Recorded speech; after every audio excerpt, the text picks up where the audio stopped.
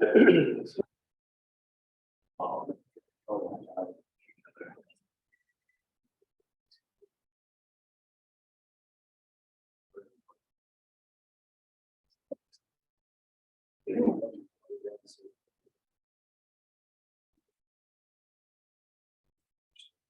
else in that? Yeah, I think we're set to go. So welcome everybody to the June 6th Town Board agenda meeting. So I'll start the meeting with July 6th. Okay, July 6th, thank you. And we'll start the meeting with the pledge to the flag. I pledge allegiance to the flag of the United States of America and to the republic for which it stands, one nation under God, indivisible, with liberty and justice.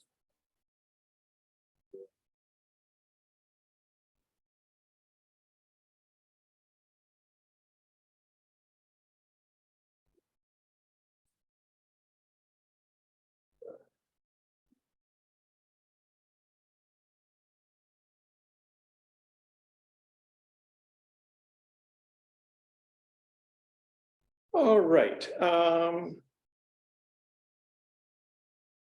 going to start. Okay. Privilege of the floor. Pardon? Privilege of the floor. Privilege of the floor. Okay. So start with privilege of the floor, and I see that Will Lawrence has signed up. Go ahead, Will. This is as loud as I can talk. That's because I'm using my voice. So I've been coming to town board meetings a lot of years. And during that time, I talked about essentially social infrastructure several times. And before I started using that phrase, I was being more specific in talking about the age-friendly efforts, which are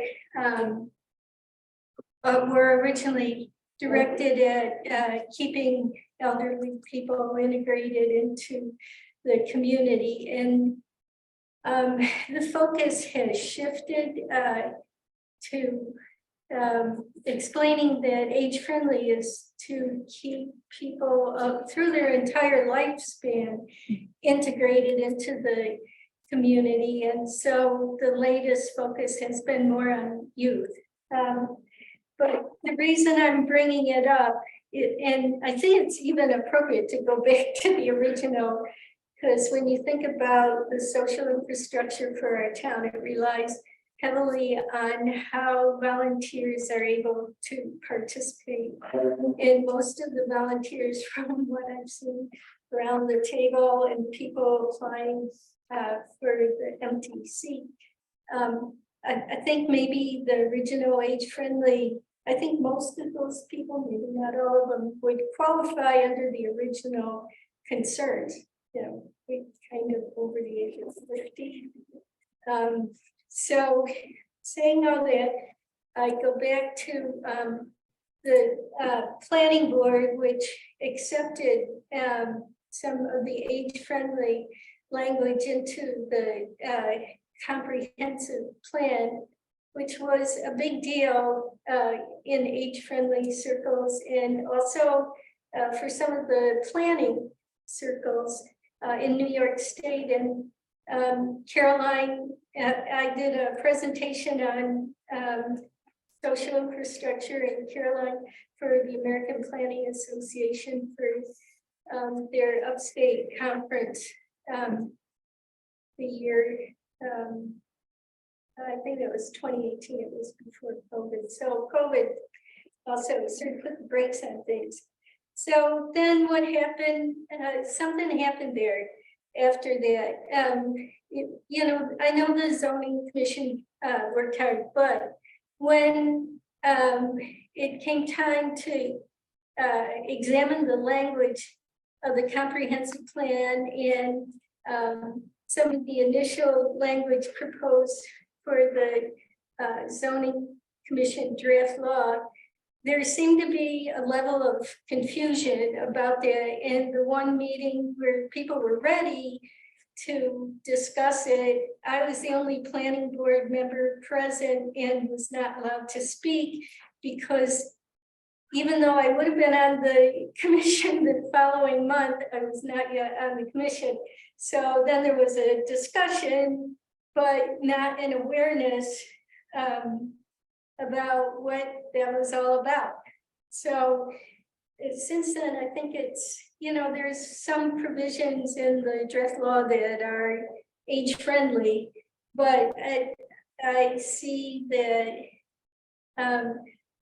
it's not there it's not included as a way to provide context. So now that the town board is considering the draft plan, I would ask that you consider social concepts of social infrastructure. It's the way things are headed, especially for rural areas in terms of planning, and unbelievably to me, who has always been sort of a lefty kind of person, it was even appeared in the Wall Street Journal article last Saturday, specifically about rural areas and the problems people are facing. And part of the context I believe was fires, of course, given the past couple of weeks has been concerned nationally and for New York State, but that whole scene has been a concern here for several years now. I mean, Irene, back when Irene was on the board and Gary was on the board, there was the study about emergency services, and that was volunteers at that time. So that means those volunteers were there providing a social structure or being supported by a social structure in this town. So I'm not sure how you can have a vision of our town and not have a vision of social infrastructure, because how else do things get done around here?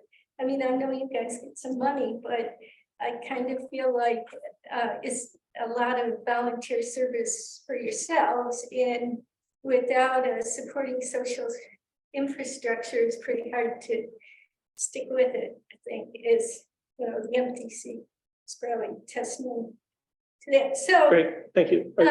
yeah, Okay. so I just want to say that in the context of all that, I just wanted to mention that Beth has applied, and she worked on a lot of the age-friendly stuff at the same time I did, and she's had lots of volunteer experience in town that wasn't mentioned in her application. So I just wanted to point out that she would probably be able to move that piece of it along for you, or help you a lot. Thank you, Will.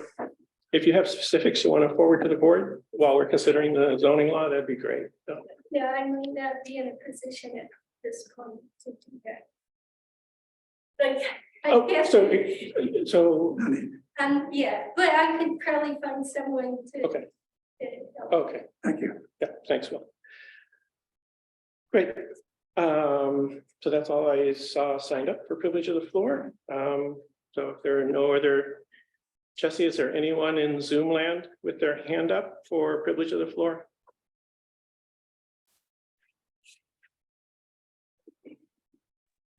Yep, give me just a second. Thank you.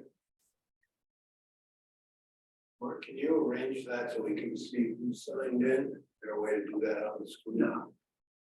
I, In the past, I don't know. are there? Yeah. So Jesse, Go ahead, James. Hello, hi. can Yeah. you hear me?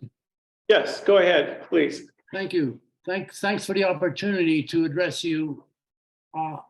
I and my wife, Catherine, have been citizens of Caroline for 22 years. And we were attracted to this area by its rural character and open spaces. And when we first got to start, we purchased a 5-acre plot.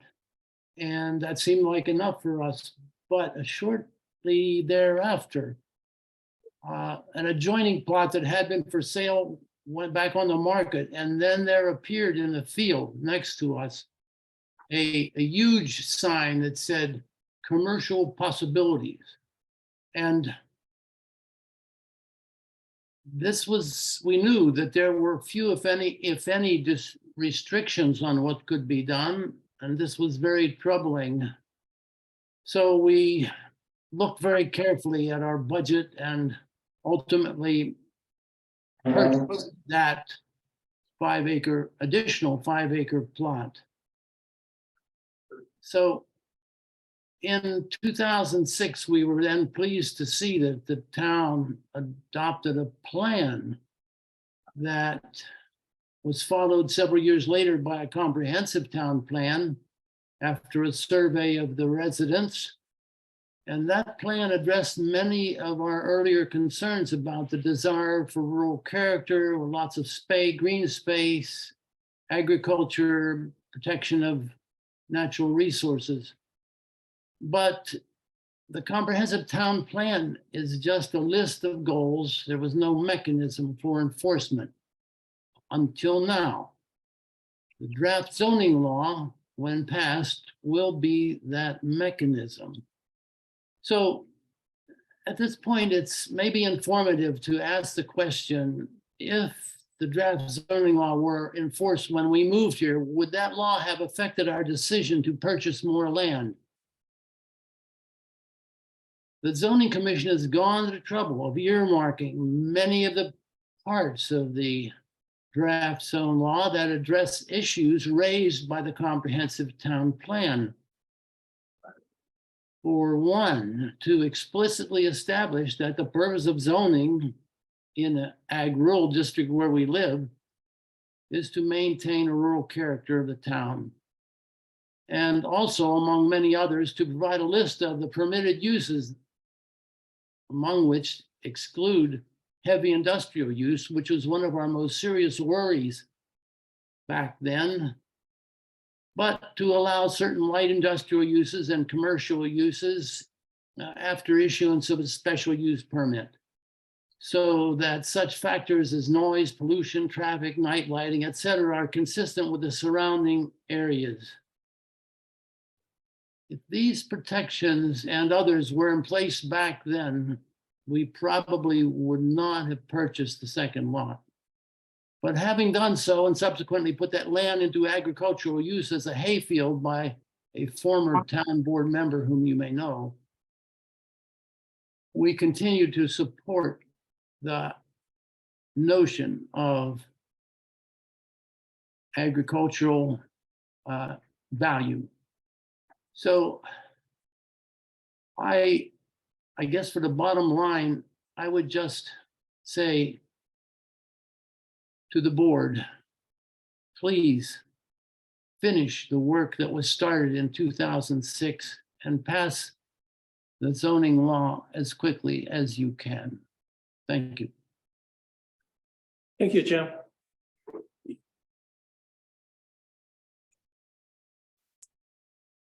Okay, next I have Bill Padoka. All right. So first, briefly, as sort of an aside, because it came up last meeting, at some point, if Mark or someone on the board could clarify, the policy on addressing and privilege of the floor, I'm assuming it is okay in a privilege of the floor to say, hey, I disagree with that person previously said, and here's my reasons why, that's an appropriate privilege of the floor. I think that's happened to me, certainly. I don't mind, and I expect that I'll probably do it in the future. But I assume that what is not appropriate is like a disparaging comment about, what an idiot that person is, or one commentator really directing their comments at the other person. They really are supposed to be the town board. I believe that's the intent, and I just want at some point you guys to clarify that. But at any rate, my comments today are regarding the table you guys have been looking at and the development units. Throughout this process of the zoning commission considering and drafting this plan, comments have been made about the sad history that zoning has sometimes had in some communities regarding discriminatory practices towards poor or minorities. And claims have been made that Caroline's draft law, if adopted, is, depending on the speaker, either intended to or will lead to pushing out the disadvantaged in our community. Particular reference has been made to comments made by Governor Hochul at one point and to a number of bills that have been introduced in the New York State Senate that are designed to roll back zoning. And the speakers who have mentioned this say, why are we pursuing zoning if there are all these calls to back off? What those referencing the governor's comments or those bills have neglected to point out is that Caroline's draft zoning law is already beyond where those bills are trying to get to. This is in part from the wise guidance of the planner we had working with us, but in large part reflects the beliefs of those of us on the zoning commission that I believe everyone in Caroline shares. Now I bring it up now to sort of clarify the record, and because it's relevant to the schedule of uses, the schedule of area and dimensions, and to the development unit table. So what these bills in particular we're seeking to do is to make sure that zoning plans are not discriminatory in housing. For example, by mandating that what the bills do is they mandate that accessory dwelling units and multifamily housing units must be allowed. They couldn't be disbarred by zoning or prohibited by zoning. They also suggest avoiding the use of minimum lot sizes for residential housing. And they are against prohibiting, or they prohibit the creation of a single family only housing district. And they also seek to encourage affordable housing. Now, Caroline's draft zoning law accomplishes all of those goals as written. Every zoning district allows all housing types, by which I mean single family housing, duplexes, townhouses, multifamily housing, and manufactured homes. The zoning commission felt this was extremely important, as many of these, like manufactured homes, duplexes, and townhouses, are often the more affordable options for home ownership. And there's indeed a perceived need for more rental housing, that is multifamily housing in the town, as current occupancy rates are high. I will note that no review is required for creating a 4-unit multifamily building. Say you want to convert a house into 4 apartments, that's fine. There's no review by the review board of that, and no new permits are required in addition to whatever you would have needed anyway for a building permit or a septic permit and like. It's only large or larger multifamily facilities that require a special use permit. Note that accessory apartments are allowed in all districts, whether that's in the main structure or an accessory building. And these are important because that's either your granny flat or certainly an extra income generating piece on the property. Single wide and double wide manufactured homes qualify as an accessory apartment in a parcel, which is something these Senate bills don't even begin to contemplate. And again, the zoning commission felt these provisions were important, as manufactured homes are often an affordable option, certainly more affordable than a stick-built structure. Great. None, I've got just, okay. So if you want me to stop there, I can. I do want to say that a lot of critics have said that, maybe it's all great now, but you're going to make it worse later. I will just close by saying that, you can make that argument about anything, but having participated in many, many hours of discussion, I can guarantee you that there was no desire in the zoning commission to do that. I don't see any desire on your part to do that, and I thank you for that. There's some additional information on the development units and how that encourages certain types of affordable housing and doesn't discourage multifamily or duplexes and townhouses. We can get to that later in the discussion if you want. Okay, thank you, Bill. And I do appreciate your acknowledgement of the 3-minute privilege of floor limit. So thank you. I will offer, well, I'll wait till the end of privilege of the floor. So do we have another speaker? Okay, great. Next is Steve Kress. Great.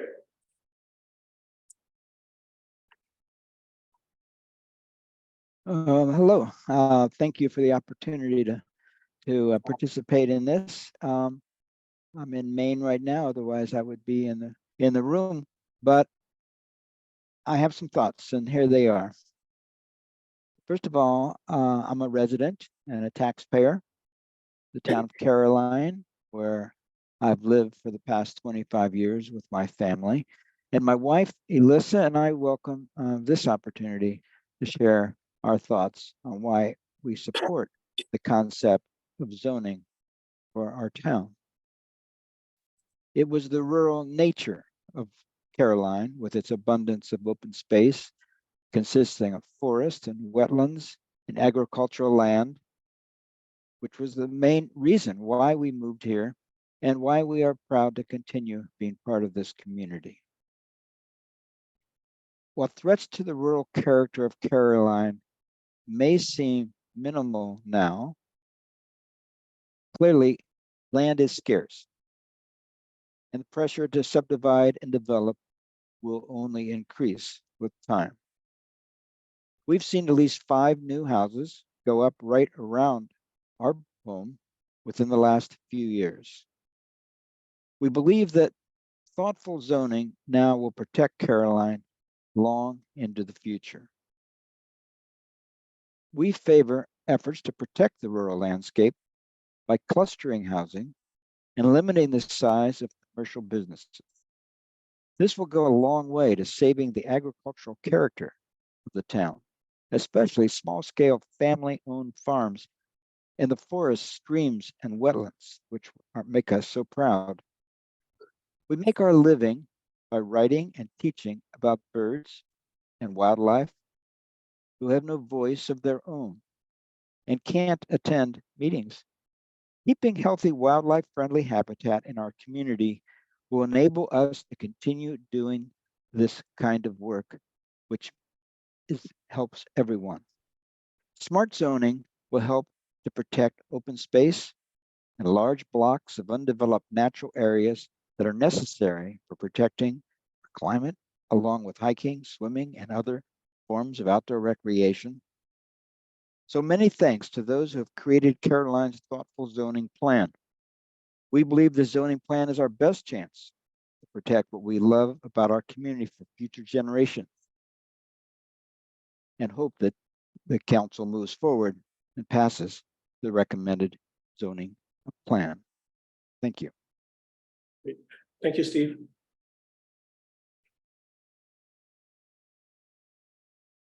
Okay, Jesse, I think Catherine Goldberg is on deck. Hey everyone, can you hear me? Yep, All right. go ahead, Catherine. Or, hi everybody. I'm here because it's actually been interesting seeing my resignation letter get so much attention. I'm not thrilled, honestly, to be speaking at Privilege of the Floor tonight, but I'm doing so because the misappropriation of my words has reached a level that I cannot stand by and allow without correction. I would also like this correction to be entered into the minutes for the public to be able to see in an official capacity, as I will not engage over social media nor in the local newspapers. I understand that my letter is in the public domain, and that is entirely fine with me. I stand by what I wrote. I'm happy for people to see it.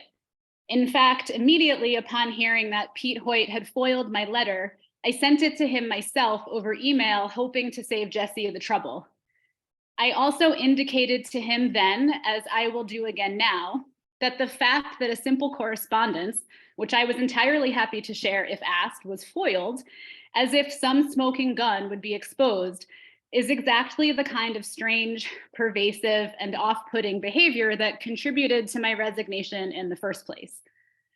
Its anonymous submission to the Tompkins Weekly without my consent and without any commentary, just publishing my letter in its entirety, was also pretty weird. Most recently, however, the Connecting Caroline organization selectively used my words to serve their own campaign and diminish the actions of the current board, and this is what I am here to speak out against today. Excerpting words from my letter, such as distrust and calculation, then adding perpetuated by the current board, is pretty lame. First, because I never said that. And second, because if you're trying to get people to believe in your political platform and support you, misappropriating someone else's words is a pretty distasteful way to do it. The sentence in question reads, in fact, one town board member, Catherine Goldberg, recently resigned over the culture of distrust and calculation perpetuated by the current board. The words, in fact, are particularly amusing because what follows is not factual at all. I realize that this technique is commonplace in the current political climate, but I confess I was appalled to see it anyway. Call me naive. I know that I am not a good politician, and for this, I am grateful. It's one of the reasons I resigned, actually, because what I hoped would be a position for community action and public service instead turned out to be a microcosm of our political system broadly, virtually impossible to make any headway unless you pick a side, which I will not do. The conversation that we should be having in Caroline, in my opinion, is more nuanced than that, and I think our town deserves better than the heels dug in, all nothing narrative that we've become accustomed to. It's also funny that I'm saying this now because I thought that's exactly what I said in my resignation letter, but apparently it didn't land the first time. The bottom line is that Megan Burke, in her personal statement, as well as whoever authored the Connecting Caroline campaign material that was distributed by mail, used my words intentionally without my consent to support their own interests. I sincerely hoped for better than this. Finally, my resignation letter is not a smoking gun. It was simply communicating my decision to step down and express my feelings to my colleagues on the board, as well as anyone else who was interested to hear them. I knew it could be read by the public. I am not taking issue with the fact that it was. But when I see R.C. Quick reading my letter during privilege of the floor as if my words were meant for him and support him in some way, it's just too much. I'm calling on everyone, regardless of your views, to step up and engage authentically with a willingness to learn, not just argue, with recognition that the answers don't all fit neatly into a yes or no to zoning category, and with your own words, not somebody else's. Thank you for your time. Thank you, thank you, Catherine.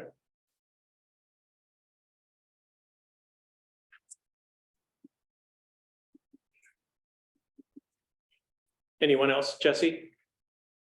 Wishing to speak? Nope, that's it. Thank you.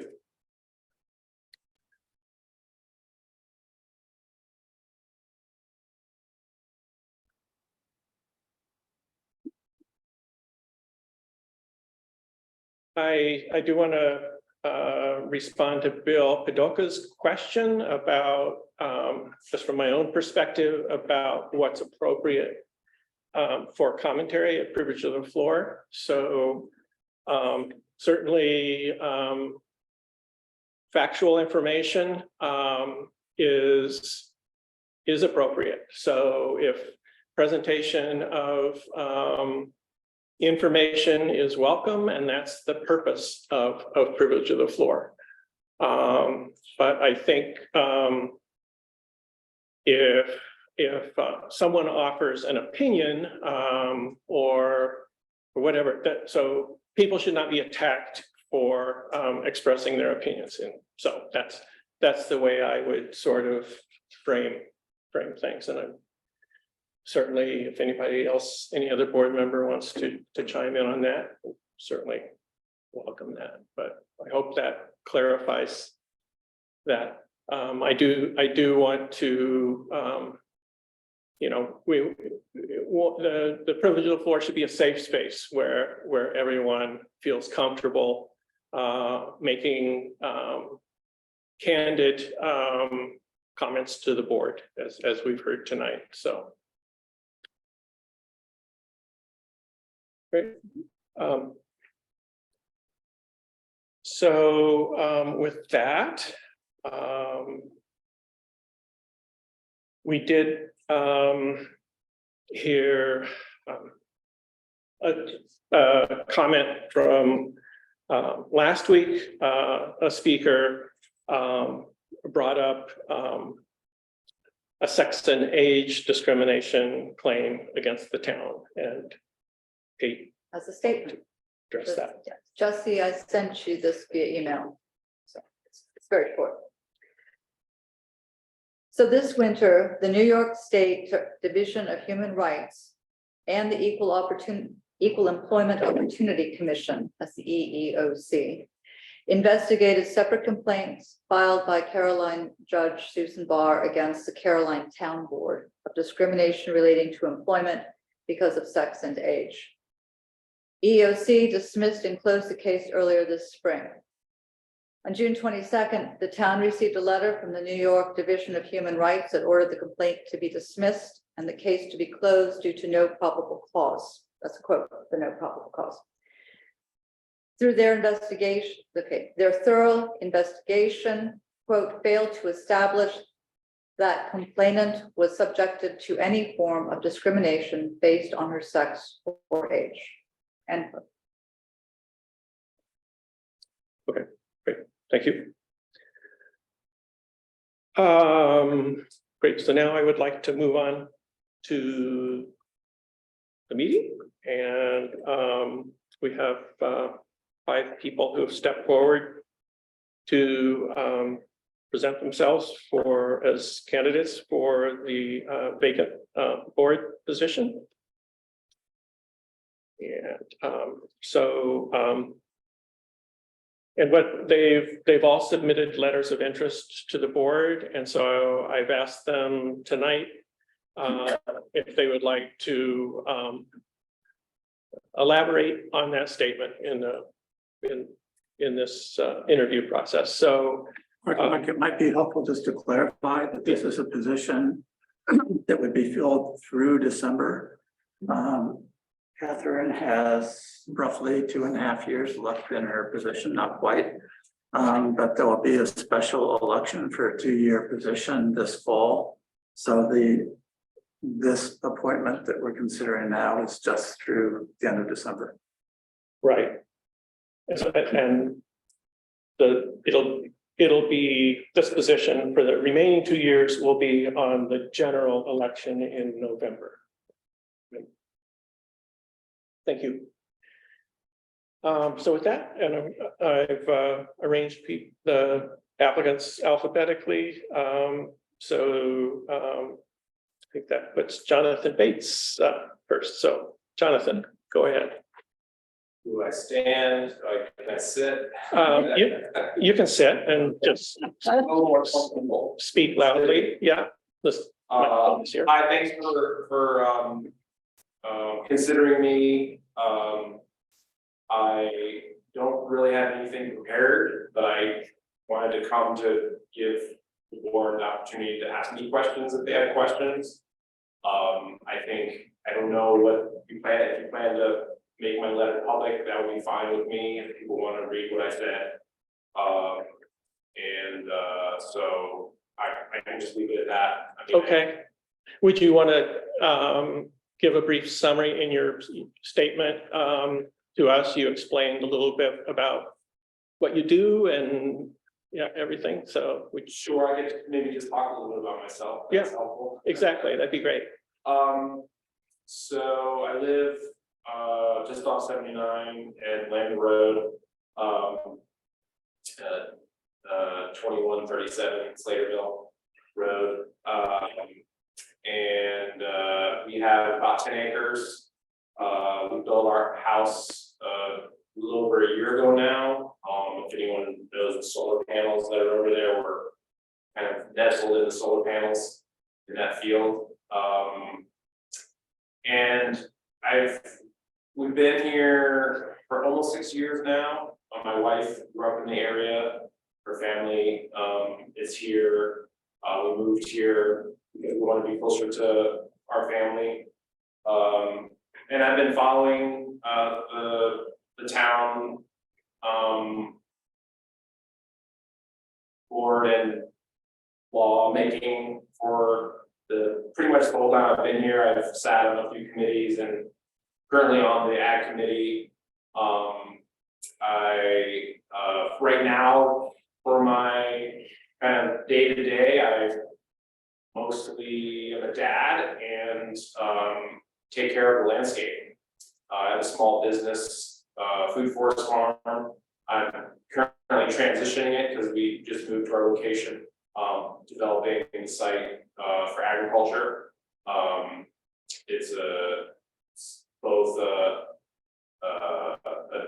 nursery business and education business. I do consulting and garden support for my clients.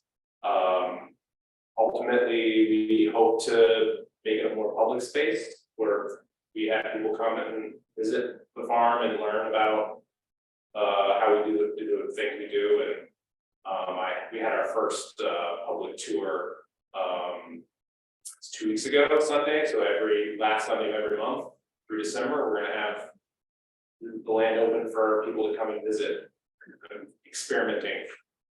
Lots to see. Both how we treat the land, but also enjoy the land and wildlife. Let's see, some of the things I put in the letter were my interests include the ag committee and if I'm selected, I would be representing the board on the ag committee and continue that role, hopefully. My other interests including getting to know the legal process in a town more, understanding how that works, and learning that process. Great. I know there's a learning curve because my wife, Megan Barber, was on the board for a year. And my father-in-law, Megan Barber, was on the supervisor for a very long time, so I understand there's a lot to learn there. My hope though is to be engaged in a way where I can be a public conduit for information in and out and understanding the process. My hope is how I live my life is to engage in life, but then also share what I learn. And that's actually how I run my business. And so I bring that, both how I do things in the world, but also one of the other things I mentioned in the letter was as a small business owner, I have that knowledge and skill. I think something else I mentioned is I've been on many nonprofit boards. And so I do bring a skill set that I think is important in a board situation, both facilitation and listening and communication. Also, I have a 10-year-old who just graduated from Caroline. He went through the whole thing and enjoying himself. He loved that school. Moving on to middle school, but my interest in youth services and youth engagement is also a part of what I hope to bring and be a part of the board. Great. I'll end there for now. Yeah, great. I noticed that you said your house is passive. Yeah, so what I have a experience when I was living in Massachusetts. I worked for an energy conservation organization and learned a lot about building science. And so one of the kind of top tier building science techniques is with the European technique called passive house design. And so we built our house to be based on that kind of design, although it's very hard and expensive to build a house that's could be certified passive house. So we built it to passive house standards, but it's not technically certified, but it's just super energy efficient and Great. low maintenance. And You just don't have a stamp. I don't understand. Yeah. Okay. Great. Thanks. Thank you. Any other comments for John? That's helpful. Thank you. Great. Yeah. Thank you. Okay, that brings us to Michelle Brown, who's joining us from Zoom land. So welcome, Michelle. Hi, can you hear me all right?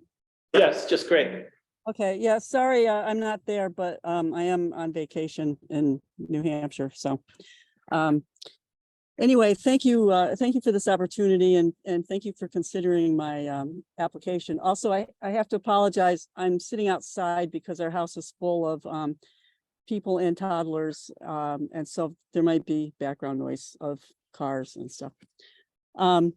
So I also don't have much to add to my letter. I guess I'll just summarize it by saying, you know, for the past 3 years, I've been involved with the land use task force, and then I was involved briefly with the planning board, and then we were moved over to the zoning commission. And so I spent 2 years working on the draft zoning law. And then we were dissolved, and now it's in your hands, which is great. But I guess it really made me interested in other ways that I can keep helping the town. And so this is a good opportunity to do that. You know, replacing it or filling in with a seat. My qualifications are that I've been a resident for 27 years and working on the committees that I just mentioned. And I have previous experience in community organizing that that was also contentious. And in that case, it was like just starting a lake association in New Hampshire. But even, you know, people considered that to be an infringement. Some people considered that to be an infringement on their liberty.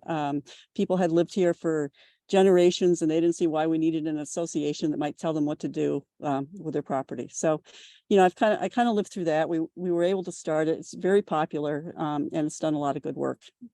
And it's still going on after 30 years. I guess the other thing is, I feel like I'm a fair person and I feel like I can listen and appreciate both sides of, you know, opinions on both sides. I may not agree with both sides, but I understand how people look at things in different ways.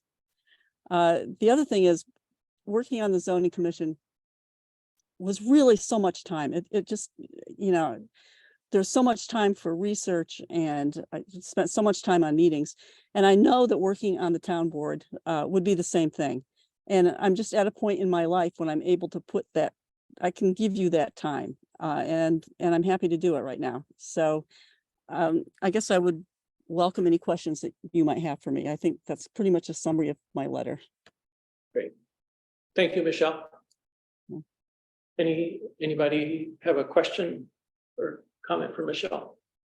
Michelle, could you just elaborate a little bit on what you said in your letter about preservation? Preservation. Yeah, it's kind of a little project, but so my background is I was a book conservator at Cornell, and I also had my own small business as a book conservator restoring books for private clients.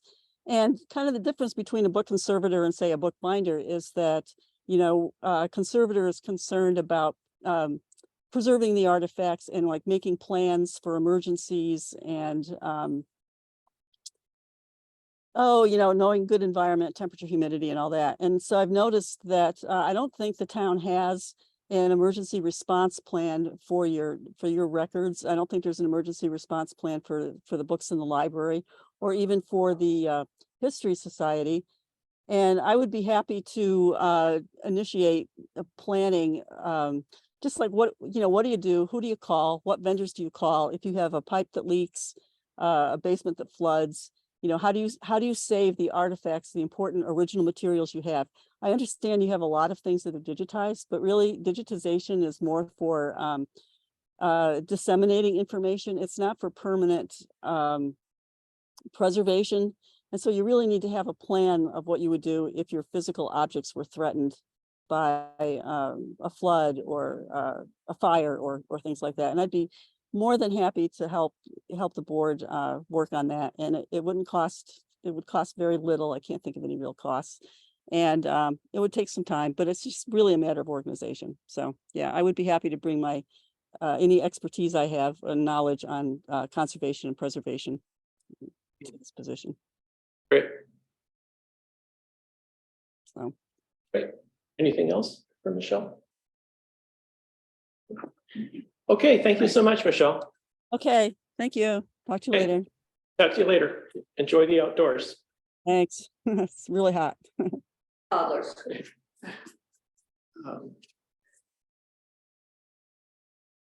Okay, next up is Beth Harrington. Hi, Beth. If you don't mind, I'll keep sitting too. Sure. When I was informed of this, there was instructions that we could offer elaborations on the written statements. Board members had that, but you all haven't had it, and we have hard copies. We'll give them out if you want. I'm just going to read the letter. It's not long, and then there's 2 points that I would like to elaborate on. To the town of Caroline board members, I am not a politician, but a very concerned citizen experiencing our community's growing stress and fractionation.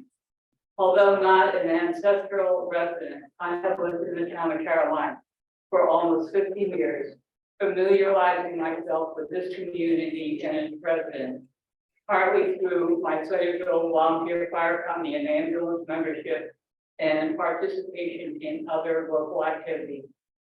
There has been a dwindling sense of community over the years, a sociological change being seen across our country. At this local level, such loss has never seemed as blatant as now.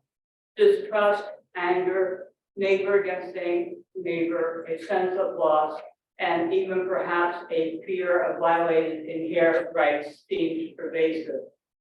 It seems imperative that the local government's priority should be community healing. My work in healthcare, pre-hospital medical services, and emergency management have instilled a sense of responsibility for helping others in need. I have experience in leadership and facilitating workable solutions to various organizational problems, skills I have developed over many years through working with various nonprofit organizations and serving on a board. Although, like most everybody else, I have personal thoughts and opinions about various issues facing the town board currently, I believe I could offer a non-judgmental new face at the table. Although I'm not interested in longer-term governmental activity, I am offering to serve in the vacated town board position in the short term to help facilitate that healing process and bring cohesiveness to our wonderful community again. And there are 2 points that I want to make. 2 things I think play into healing and where we're at right now. One is process. As we all know, the debates about the pros and cons of propose different things, but it's how do we get to that point? And we need to look at process and what is most beneficial to get to a particular end or a particular goal. And the other thing is active listening. Active listening means that you're being fully attuned to the feelings and the views of the speaker, paying thoughtful attention, hearing what the others are trying to say and trying to understand what it means. And I think that we need to look at process and we need to think about active listening. And that's it. Thank you, Beth. Any questions for Beth? Follow-ups? No, thank you for that helpful statement. Yes. Total agreement. I'm sorry. In total agreement. Thank you for your statement. Yep.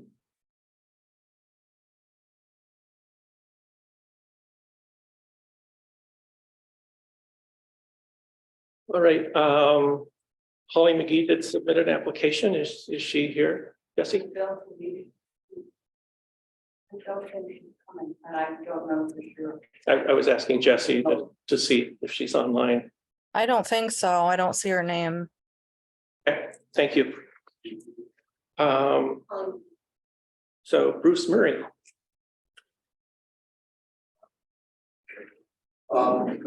First, thank you for considering my letter, and I'm just gonna read my letter and then add a few more statements. Okay, I Bruce Murray, I'm interested in applying for the Bill Catherine's seat on the town board for the 2023 calendar year. I'm interested in serving on the town council because I am very involved and interested in the future of the town of Caroline. I'm an independent voter and believe in government serving its entire people equally and fair, taking all sides of an issue into consideration and coming up with a solution that is best for all. I believe in total transparency, and involving the townspeople and what's going on. Areas of the town government I'm interested in contributing to are agriculture, clean water, and air, open space, and growing our tax base in the proper place and manner. I also am very interested in the ambulance service, and trying to do something there. And pretty much the bottom line is the local ambulance service saves lives. More things I would like to be interested in, more things for our youth. When I grew up in this town, We have total access to a ball field that hasn't been mowed in 30 years now, but it's still there, owned by the fire company. We had at the school, we could go swimming, we had access to the creek, we could go fishing, we could swim. Our youth is being shortchanged, I feel. There's so many opportunities here for them growing up near the stream and out in the wild that they're not being, taken into consideration. So my experience in local government is 4 years on the planning board, helped develop the survey and rewrite the comprehensive plan, 2 years on the watershed committee, 2 years plus on the zoning commission, 2 or 3 years on the review board, and then filling out my term on the review board. And then, but thank you for your considering me, and if selected, I look forward to serving the town. Sincerely, Bruce Bieber. Thank you. Great. Thank you, Bruce. Follow-up thoughts or questions for Bruce?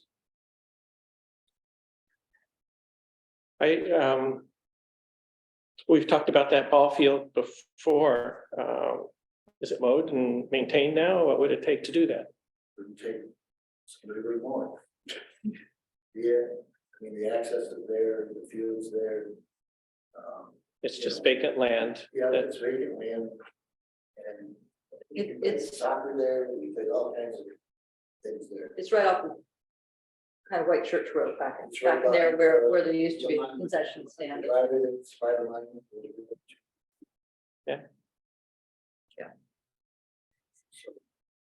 That wouldn't require, the Department of Public Works to get that mowed or anything. It's somebody to volunteer to mow it, basically. Yeah, we didn't have the Department of Works, we never had the Department of Works, and it was seemed to get mowed without a problem. Did you say that the fire company owns I believe, but it's. Yeah. It's Brookendale Fire Company, so it would be a conversation starting with them, I think. So, yeah. So the, Because we went from fields because they had different names, they played behind the community center and there, and then they swapped field. The team Smith came there, then we played soccer there, we played ball there. Practice was there, camp outs there, there's all kinds of activities. Opportunity for Cool. the landing zone.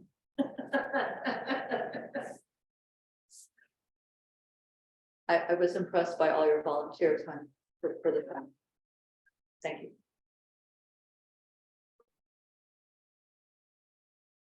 Great. Okay. Thank you, Bruce. Yeah. All right. So that concludes our interview process, and as I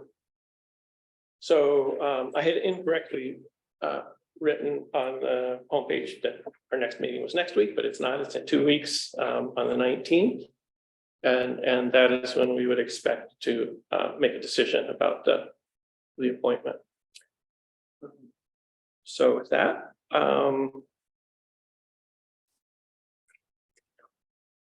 moving forward to the reports. Highway Superintendent's report. I don't think Bob is on the meetings. So we'll go to the county legislators report. Dan Klein. I see that he is on the meeting.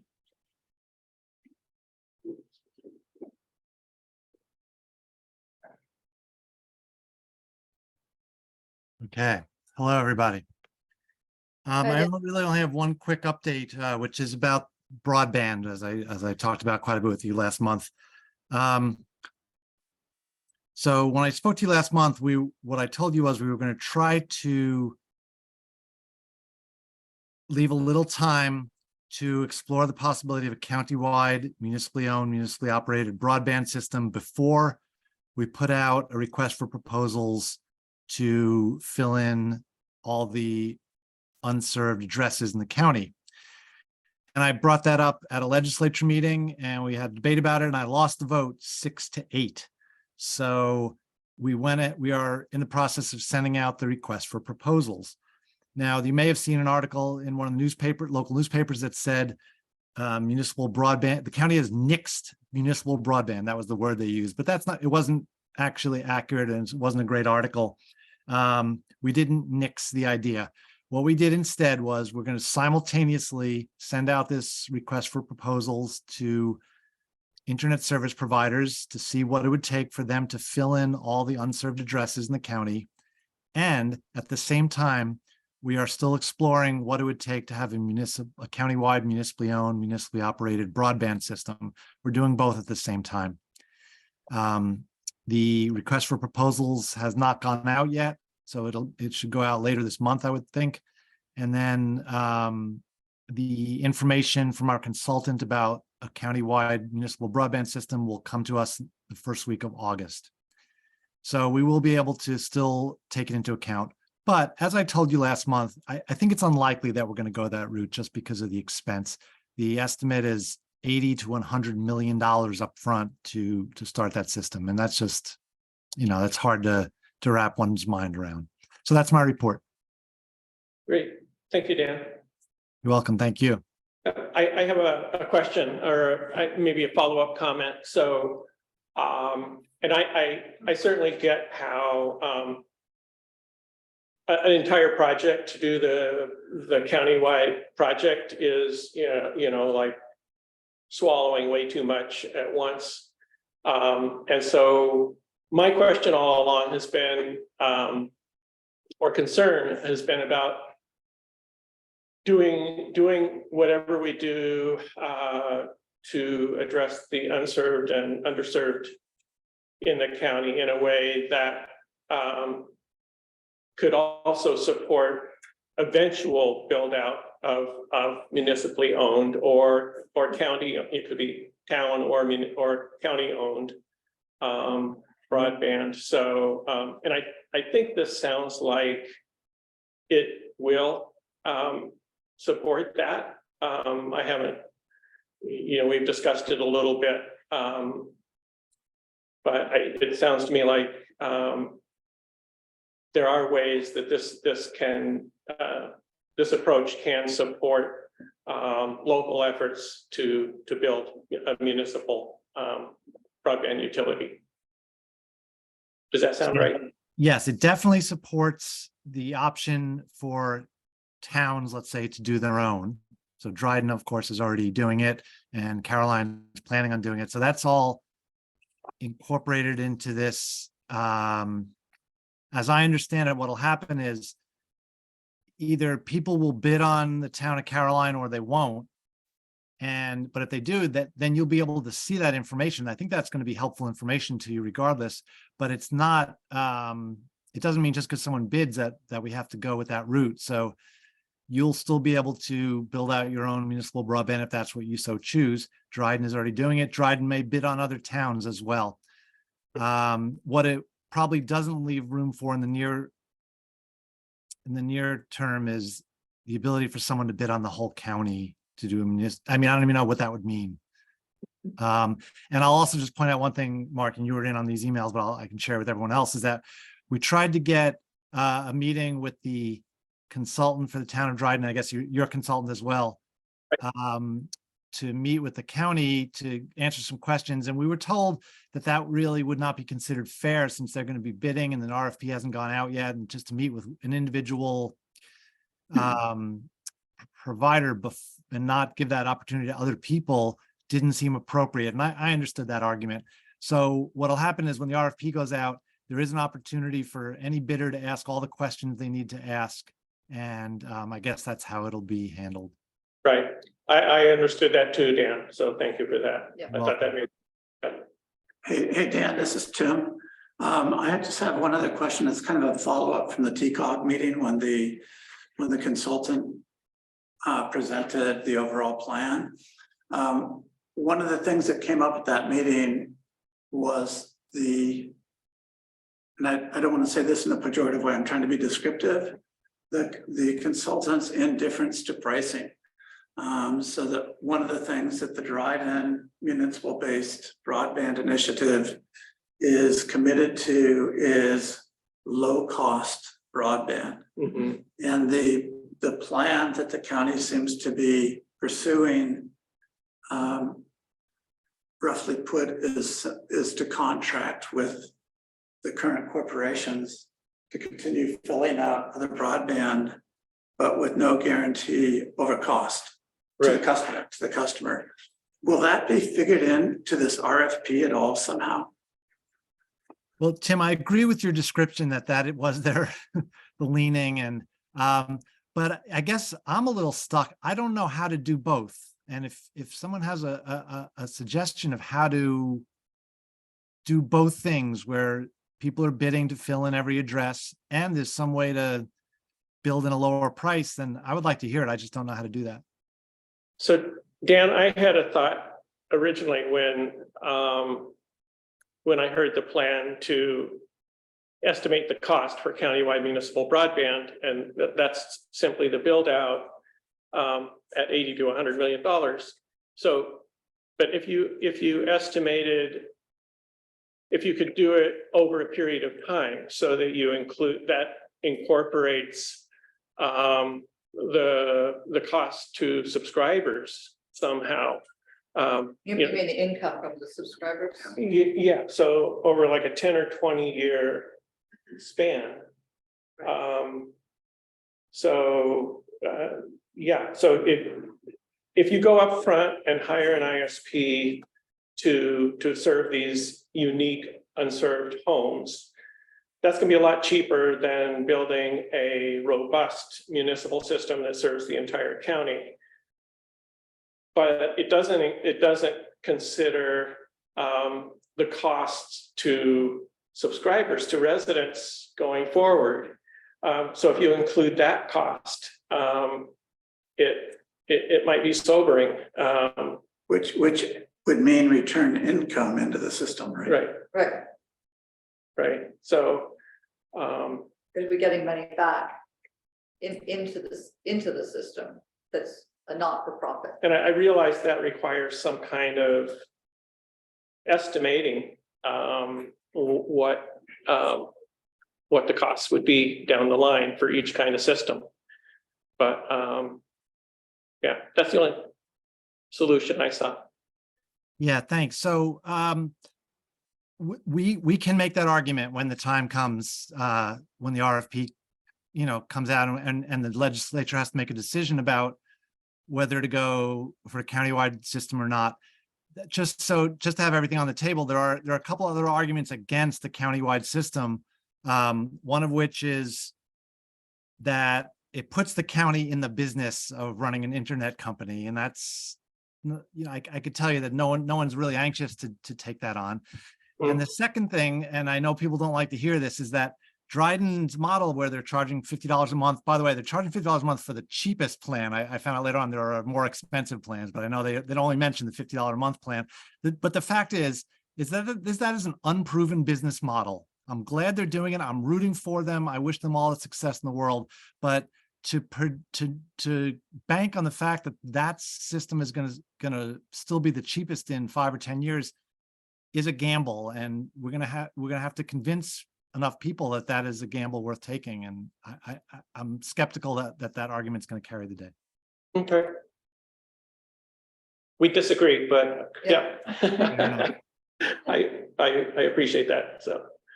I just wanted to ask you about, I just read this in the paper. I thought you might have more information about the money coming from Schumer's office to the town of Dryden's project. Do you know anything about that? No, I do not. Okay. So it was announced by Schumer's office that they'll be getting $665,000 about for their unproven model. Excellent news. Yeah. So hoping that helps a little bit. The I'm really encouraged about what about so when they do the countywide estimate about how much is that going to be broken up, like how much would it cost for Caroline versus the entire county? Are you breaking it up into municipalities? No, we are looking to solve the problem of what it will take to reach all the unserved addresses. And then as one option would be, well, what if we did that plus did the whole county? It's going to be up to anyone that bids on the town of Caroline or any other town to propose how to do that. So the town of Dryden can do that, right? That's how this is incorporated into the RFP. That's the opening for municipal broadband in this process. I hope that made sense. It does. I'm just thinking we're right in the middle of doing the feasibility study. So a lot of it depends on how this RFP is written, on how that affects us. I'm not, anyway, we'll have to meet and talk about this more, I guess. So, it's just a lot of ins and outs, and I don't know, by the way, I would equate a utility as a company. A municipal utility as a company, although I know that that's something considered by Dryden because they're trying to figure out how to handle that legally. At some point, maybe shifting into a nonprofit, but anyway. Well, I guess all I wouldn't meant, as saying, oh, we're going to be running a company, that the county's running a company, but. Go ahead, Dan. all I meant by that was somebody has to keep the books, somebody has to provide customer service, somebody has to have a fleet of trucks. And, it's a whole large enterprise that, it's going to be a hard sell to other county legislators to say, hey, we should get in this business. Okay, great. Thank you. Yeah, thanks for that report. Good discussion. Yeah. You're welcome.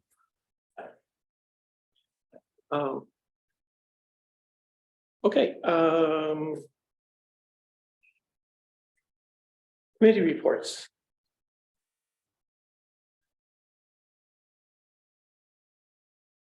Did Cliff give us a monthly report? Did he give us the board of permits? Did the board get that? I can't remember. I think so, or I think I might have shared it. That was, Just I don't make sure that everybody knows that that's happening. Yeah, but let's see, we got that for May, For May. and by the business meeting, we'll get it Right. for June. Okay. So, Yes, I have a broadband committee report. okay. Perfect timing. Is it gonna be similar to what? It's very similar, it's just. We met with Hunts today. We're ongoing with the feasibility study. They came up with a map, which got me excited. I like maps. And tying it into Dryden's project. So that's exciting. There's another broadband Dryden meeting I'll be going to tomorrow morning. And so, yeah, we talked about different funding sources and complicated stuff like that. We're trying to kind of tease apart and where it can be used when, and again, so. And The map was cool. the map was very cool. Yeah, we'll have to. So they developed a provisional map for the backbone. So they're like a backbone loop. And then how it would tie into Dryden, over the hill up there, and where the pop would be, and so yeah. So And what we need is. What we need is, what? Service, Yeah. yes. So that was good. What else about that? Oh, we need more responses. We need more responses to, we put out The surveys. a survey, survey responses. So we put it out in the newsletter that went out. When did that go out? Like last week, week before? I've lost track. A little while 4th of ago, July yeah, got me yeah. confused. So yeah, and you can go online and fill it out as well. And we've only got like 125 and we really want more information. So going to be doing outreach on that. And so we are gonna be generating paper copies and. Paper copies and having them putting them available. out like at Brookton's and Danby and trying to go, maybe the community center in Speedsville. So other places. Is there some other way to assess that speed, just driving around town, maybe with a cell phone at different locations? No, Oh, No. do You it. know, Oh, no, I mean, I'm just it's, we'd have to get on somebody's Wi-Fi. That's why- I mean, so Yeah, and knock on let's their get- door and ask for their password. you could knock on the door. well, nothing. But it's I don't not know. cellular, it's, Right. and people who don't have it obviously can't get on and. Right, Okay, and, but so, there's no backdoor to assessing it some by some other. No, we're going to, I mean, it's been assessed at a state level and a federal level, and they've all been a little wobbly, and we want to get our own assessments. So we Okay. can try to get, something more exact, but I don't know, yeah, Do we have any idea? so I was thinking maybe we could take some to the chicken barbecue, Slaterville, hand them out. That's a great to idea. people, Yeah. Yeah. Has there been any location that the surveys that have come back, have they been clustered in any area that we know of? We haven't seen any I think so. locational presentation of it. He's just had a pie chart of residences versus commercial. That's good. At the end, it will be, I think, like that. But that's what, this is what's used to, this will qualify us for different funding sources. So it's really important. Could we send this out again, just again over the town listserv with the? That's a good idea. And a listserv. Yeah, the On town the listserv. listserv. Can you do that? Sure.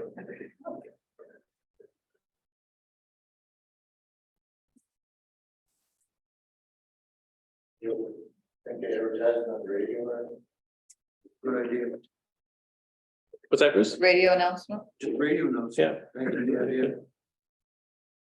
So people who's gonna sign up via email, people who don't have broadband. WHC. Mhm.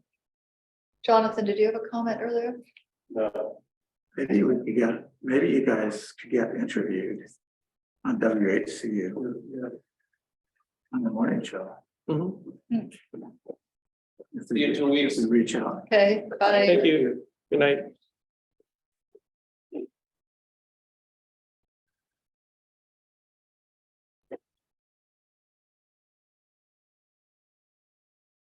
Great, okay. You good, Kate? I'm good. That was Thank it. you. Sorry. Yeah. And anything else from committee reports? Move along. The Valley Road project, it's not a town project, but it is moving along really well. They're starting to place the culvert. For the poured concrete forms for getting placed today. It's going well. Can you remind me of the finish date, do you know? 3rd of September. Oh, okay. I mean, but they're not behind schedule, things, the materials they need, so it's going along well, and it looks Great. good. It's much bigger than what was there before. So you sneak in there and look at it once in a while? Yeah. You going back today? Yeah, Did they get that last truck unloaded, you know? well, I was there about 2:30. Great. I thought it was great, like I didn't know if they're gonna get it on $290. Yeah. All right, so But Anything else? Just, the grant writer for the town hall restoration is setting aside time for next to get that going. We need to get some rough estimates for things. So it's moving along. The grant writer is setting aside a couple of days, and it's gonna knock it out. It's a little bit of a challenge, the thing of, estimates and how much time, but I think we've been reassured that it's not like we need some super detailed. Yeah, If you want somebody to take a look at it, I'd be happy to do that.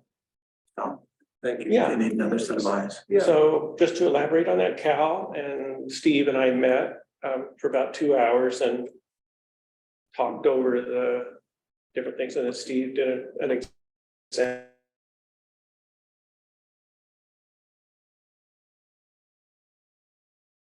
Took a look at the building and I would just say he validated that we could do the project by replacing siding to improve the insulation capacity of the building quite a bit. So that was really helpful. Yeah, I mean, there's a lot to be done. It's a restoration, bringing up it's a large task. And, not much has been done in a long time. The building is good for a long time yet, if it just needs some attention and upkeep. But it's, we need the grants. Right, so we will be getting a resolution by Yeah. the business meeting, right? Yeah. That's so Yeah. Susan's rolling her sleeves up on that, so. We're Great, lucky to have Susan working on that for us. We sure are. Yep. He's very talented, knows the ins and outs of these things. Yeah. So, and then tomorrow needs assessment with Labella. If you can be there, it'd be great. What time is that? So I don't know if you're all, so Labella's doing a needs assessment from 10 to 2 tomorrow. And so Bob and I are gonna be there. I mean, we realize it's last minute, but it's Yeah. kind of, it was last minute. And all to the way 2 down p.m. through. 4 hours. Cal's time constrained tomorrow, so. So if possible. So this is going to be on site? Yes, So for 10 till 2. yes, Cal, you're gonna be there 12:30 to 1:30, is that right? Something like that? yeah. Okay. So if we could tag team a little bit, that'd be great. Yeah, Okay. think. I have the broadband meeting at 10. I think I can go at 10. But if you can stop by, it would be good. They did a survey with the site last week.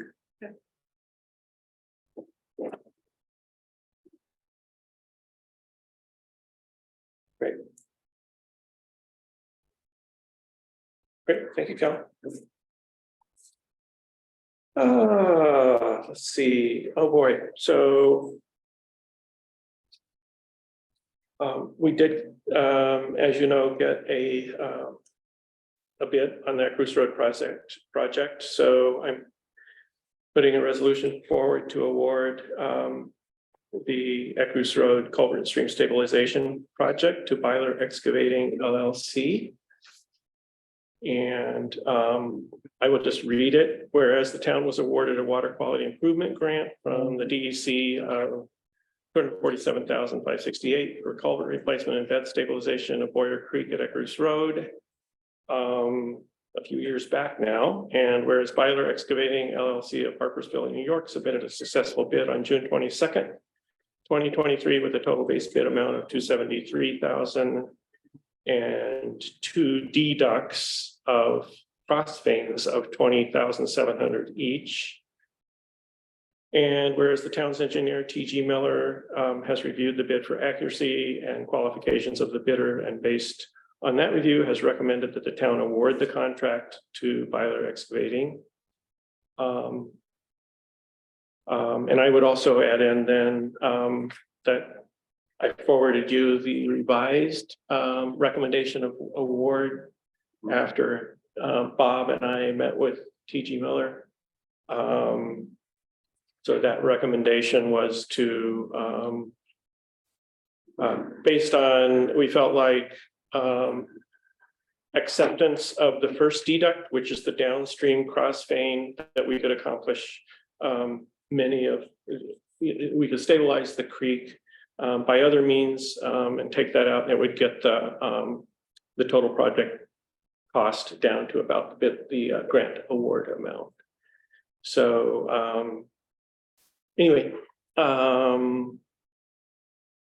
that is our recommendation to accept the bid with the deduct alternate number 1 only. So therefore be it resolved, the Caroline Town Board hereby awards this project to Byler Excavating LLC. Seconded by Tim. And any further discussion? So great. Good Okay. to get this thing going. Yeah, we need to get it going. So I'm going to call a vote now. If I hear no further questions, all in favor? Aye. Aye. Opposed? Great. Thank you.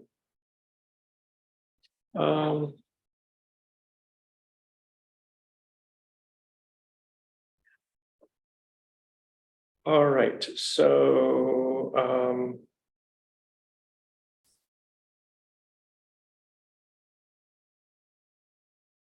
I will open it up for discussion, further discussion of the draft zoning law. And last time, I think we finished up, we got to about, we had some questions about the dimensions table, and then I sent you guys some information today, a couple questions that we had. So.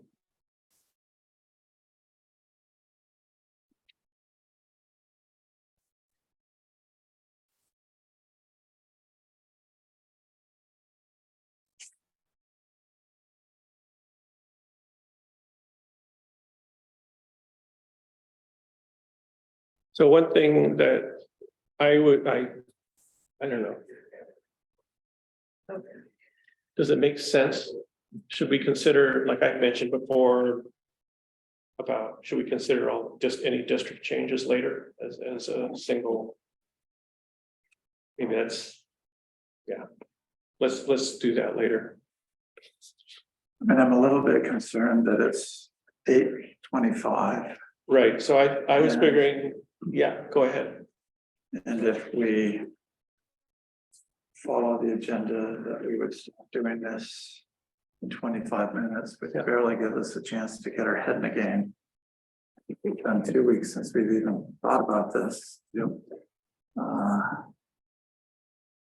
I'm just wondering if we don't want to schedule a special meeting where we can start walking through this stuff rationally, Next week, because and by just the have a time focus we to, go back in here, we go here, then we leave, then we come back again. Okay, well, I wanted to do that anyway, so Yeah. maybe we should do that. I mean, I do think that, just to rehash where we were last time, which is what you started to do, we set aside a number of questions for Nan. and we set aside a number of uses to come back to, based upon greater contact. And we had, Good night, Bruce. we had some questions from Nan. I also dug up some wild notes from Nan, which were very helpful. Oh, okay, Somewhat parallel to what she sent you today. So those few uses were left, and then the maximum lot coverage. The maximum total building footprint, the commercial structures. Yep. That's something you consulted Nan on. In terms of, and I actually have my old notes about that too, where she kind of also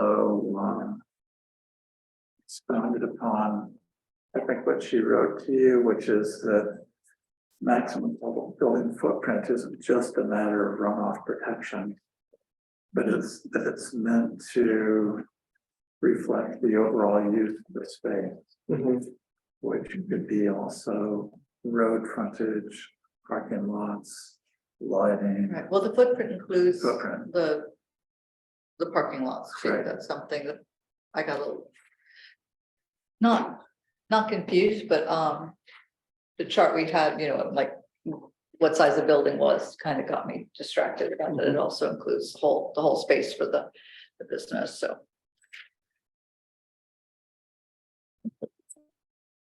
What page is that? 49. Yep.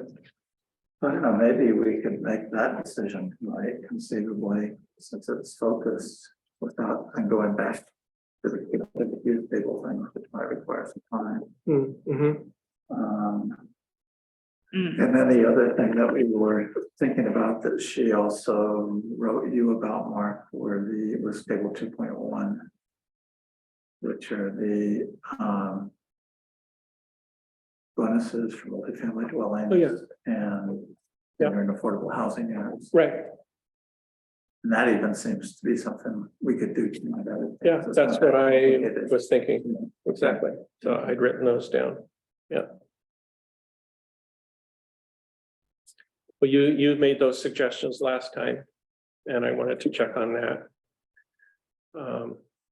Yeah, what I suggested last time on 2.1 for multifamily dwelling or multifamily development was to kick the bonus from 4 up to 6. Right, And then below to kick it up from 6 up to 8. right.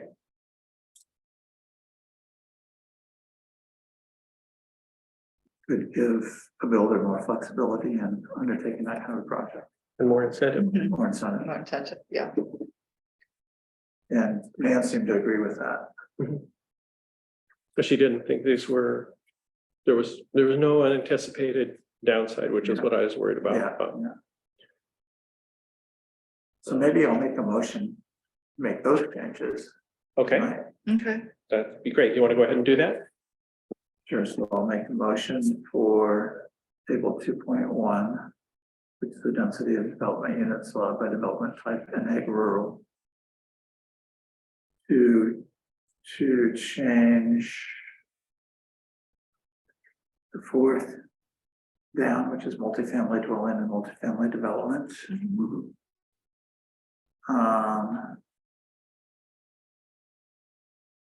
In the middle column, needed for each multifamily structure development up to 6 dwelling units, Change 4 to 6. change 4 to 6.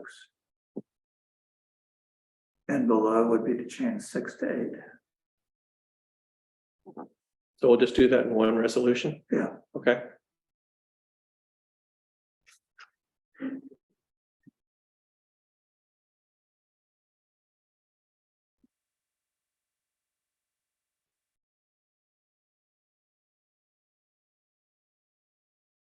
I'll second that.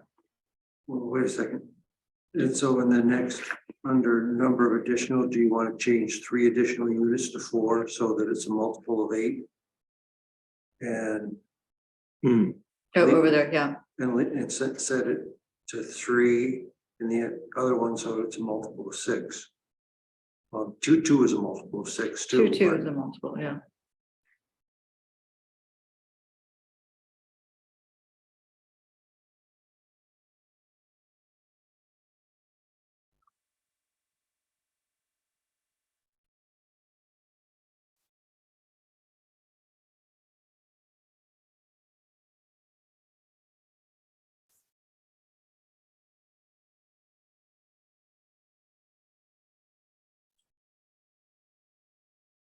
So change 2 to 3 and 3 to 4. I think so. Mhm. As I, Yeah, as that I makes understand sense. this. That would be 3.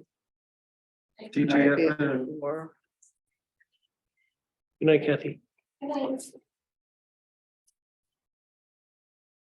Mark, Bill Padoka has his hand up. Oh, okay, that's fine. Go ahead, Bill. Just a quick comment, I'm agnostic on whether you change that or not. There is no reason it needs to be some even multiple of the other. So if you want to give, more incentive, then up the, Right. the 3 to 4 and the 2 to 3. But there's no particular magic in it being a multiple of the first column. That's all I wanted to point out. Okay, thank you. Good to know. that's what I was thinking. Yeah. Yeah, okay. I just wouldn't, I wasn't sure about that either. yeah. I wouldn't.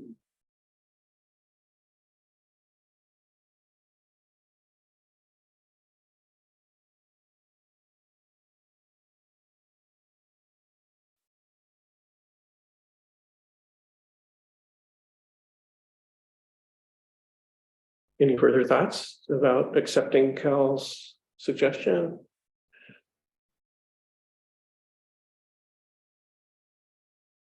I'm inclined to do so. Mhm. Yeah. I mean, Yeah. offered. Tim, Okay. will someone read back the motion for the record, please? Sure, I understand. So for multifamily dwelling or multifamily development, which is the 4th row in table 2.1, the number of development units counted per development type. Under that, we change 4 to 6 dwelling units. And then under the column, number of additional development units needed, It says 1 development unit needed for every 2 additional units within the multifamily structure or development, and change that from 2 to 3. And then for the 5th column down, it would be, and that this is for senior or affordable housing units. In the first column, change 6 to 8, and in the second column, change 3 to 4.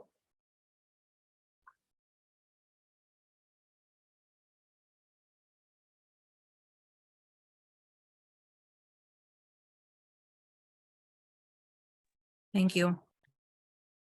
Great. Any further comments? Should we vote on it? Great. So all in favor? Aye. Opposed? So that's unanimous.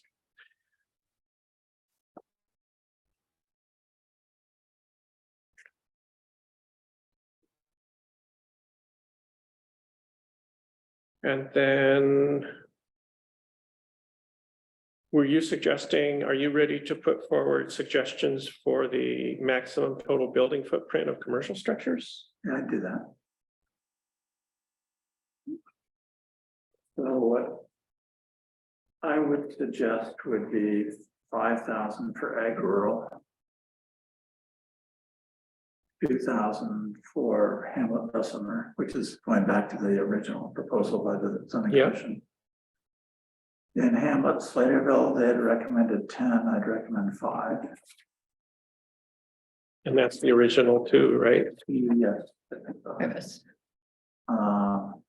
Caroline Center, it's again say 4 to 2, and Brooktondale, Hamlet Brooktondale, I'd say 4 to 2.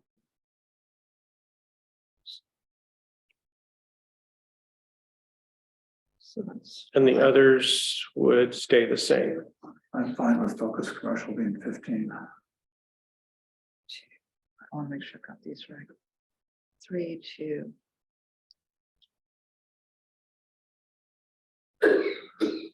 The logic of this, as I was reviewing my notes from then, is to try to keep in contact with the comprehensive plans recommendation to increase support of local businesses and opportunities for new and small and home-based businesses central to continued viability of the town.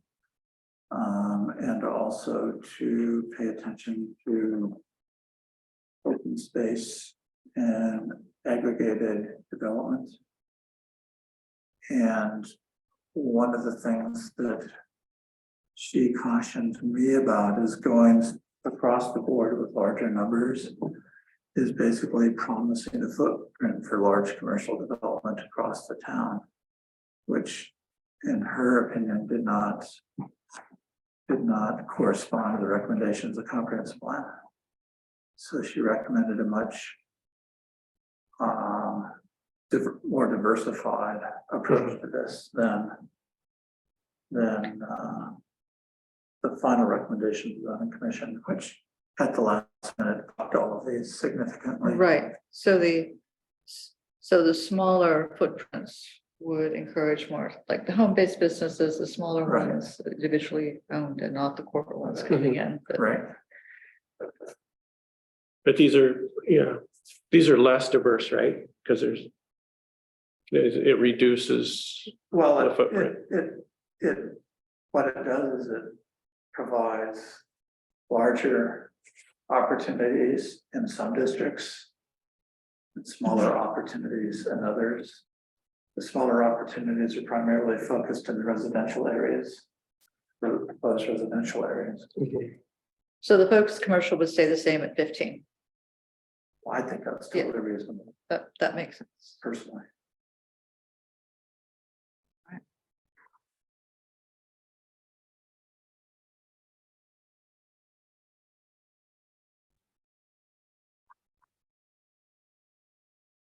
Yeah. They seem small to me, but. The 2,000 ones. Yeah. But, you know, you got the point, that it's in a hamlet, so it's 2,000 square feet is 40 by 50 building. Which, you know, is good size. 40 by 50? Yeah. So this building is smaller than that, right? Right, Okay. what about things like new town highway barns? Those are precluded. Yeah. It's the government. Is that fair? Well, it's not fair, it's just the law. I- The law, that law. No, Bingo. that law is We not can't- fair, but it's. We can't make it fair. State law. I mean, I actually do think it's fair in that, I mean, I don't know. What is the highway barn area is, I'd have to look back at the map. What is, it's, Well, the current, is it well, ag rural or? yes, it'd be agro. But, you know, I mean, I think. No, I hear what you're saying. You know, I mean, in essence, you it know, wouldn't preclude somebody from reusing a barn. right, or That's just, an excellent Right. structure. Right. I mean, I guess what, in a lot of these situations, what goes through my head is, well, we let the town build a 20,000 Yeah. square foot, you know, and it just Totally, totally. rubs me the. Hmm. Just rubs me, Well, no, that's the irony of all of this is that yeah, any town laws are municipally exempt, municipally exempt by state law. yeah. Doesn't mean that we wouldn't want to try to follow our own judgment. Correct. Judgment. And. Yeah, but I mean, You know, that's one of the things that we can consider, even in terms of the size of the new highway building, Right, I mean, what's we, reasonable. Yeah, I know Catherine and I were, concerned about that when we were looking at the site next to, the fire department building. Yeah. Was, we're talking about open space, we're talking about all things we're considering and. Yeah. I mean, And it was gonna be big, you Yeah. know, so that was, I mean, I think the current highway site would be properly zoned industrial or something like that, and a large building would be allowed, so it's not zone industrial though, it's not, no, No, it's No. agriculture. But it doesn't matter. it doesn't matter, it's like, irrelevant. right, but I'm just thinking about the logic of it. I don't think we need to worry about the logic of it. At this point, we can't, No, I'm not. I don't- understand the I'm not- disconnect, but at the same Yeah. time, it's not like we have to reconsider the zones because it's there. Yeah, no, I'm not proposing that. I do think that the town board, in working on the highway plan, should pay strong attention to the guidance of the comprehensive plan, Mhm. which I think we've been We have doing. been, yeah. Yeah.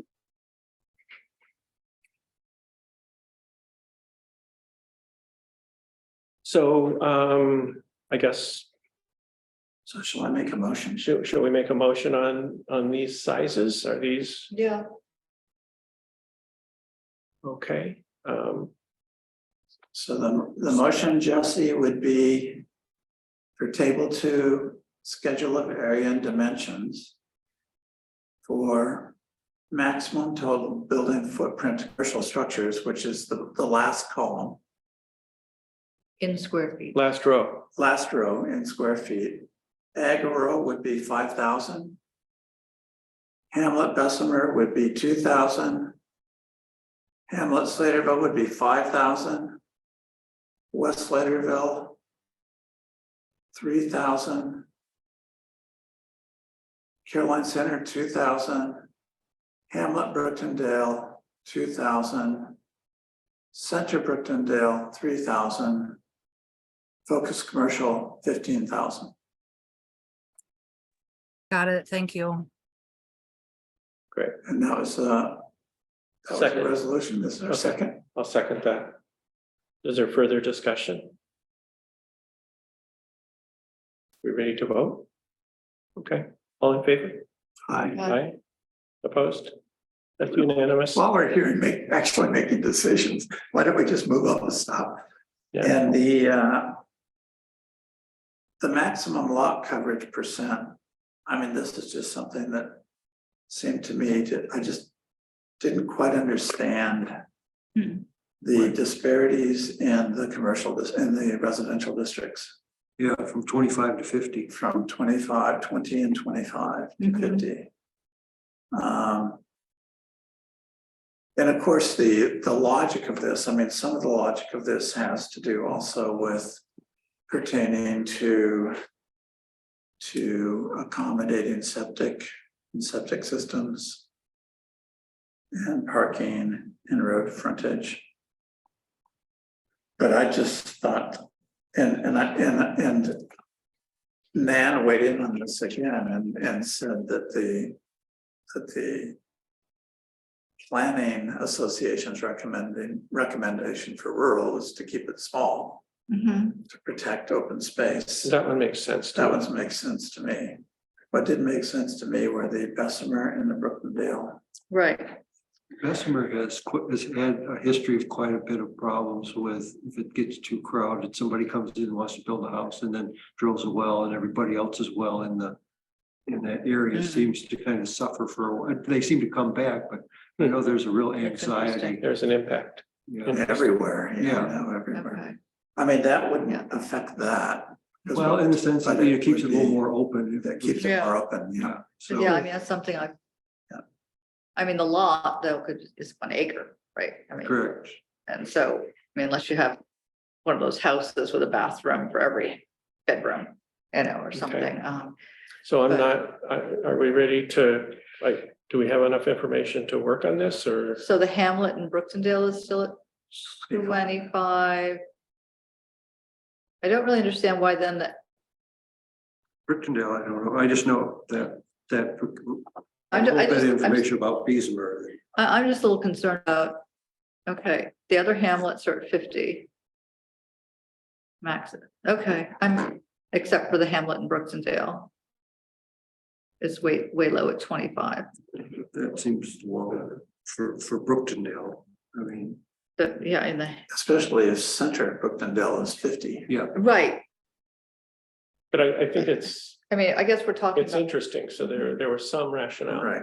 So I hate to act on that before we find out what that rationale what's was. that about? Because, yeah, that's, Well, the Hamlet of Brookendale River rationale was open space. increases. But why are they different for the different hamlets? Well, that's the question for these two, these two. I mean, I thought that 20 for Hamlet Bessemer was really low. Except for the cluster of houses that are already there at the end of Bessemer. Yeah. Most of the potential lots are gonna be 1 acre or more. Yeah. Just practically speaking. Right, and then And most of the lots that have been built in that area are that size. I'm gonna just interject quickly a little bit. So again, I don't have clear recollections from the zoning commission discussions. I think we probably did not go into it in this detail. And I do encourage you, maybe you did ask, sounds like it did contact Nan, but my vague recollection is that some of that disparity comes from the fact that the original numbers proposed by Nan and Rick in some of those hamlets were based on the existing lot coverages. I looked for that in the first draft of the zoning and I didn't find confirmation of that. So that's only a vague recollection on my part. That'd be something to confirm with Nan. Yeah. And I think you're right. while- I think you're right, Bill. Yeah, and then preserving open space is part of it, but again, as you saw, I think we probably heard directly from Nan and in the note Nan wrote, it's not just preserving open space, it's not just about runoff, it is about sort of, intensity of use, which can impact water quality in a rural area.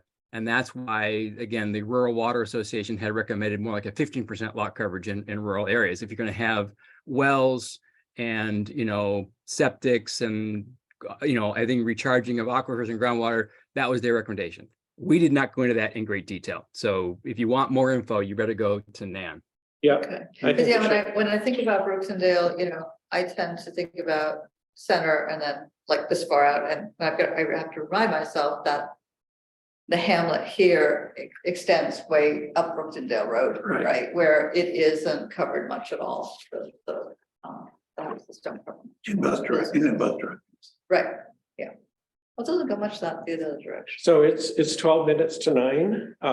So I kind of I think we should wrap this up and set a meeting date for next week. And Did we vote on this maximum total footprint? Did we vote Commercial on? structures we did, right? We did. we did. Okay, For commercial. all right. We just haven't done the maximum lot coverage Right. percent above it. Right. We're gonna ask. So we're going to follow up. All right. and see. And then after we do that, then there are a number of uses that we put aside Okay.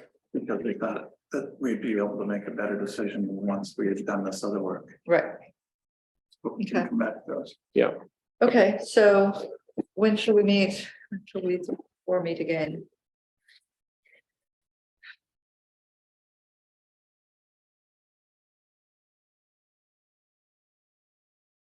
I'm on a commission next week. When do you start? When is it? All the whole week? What's your? Yeah, I think Tuesday. I mean, I don't know, but Yeah, I'm just, well, we don't wanna. yeah, I just, are you at a commission Monday night? Or is that too close? well, You probably yeah, getting I ready just for do it. not. Yeah, no, I think not too. How about next week? Next what? Next week on the 13th, Thursday. Cal said he's out all next week. Oh, I'm sorry. Yeah, I mean, I don't have to be.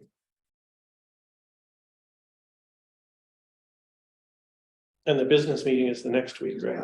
Well, maybe what we should do is Just meet have next week. Go through a lot of this stuff. Yeah. Just not take any votes. But Revisit it. we can summarize any changes for you. Yep. Before, Okay. and then do it later. And then do the actual votes, moving ahead later. Right. And that way we can identify any areas, Okay. so. That's great. So what Jesse? night? What night would be good? That's not Wednesday. What night works for you, Jesse? Oh, yeah. Any night? No, no,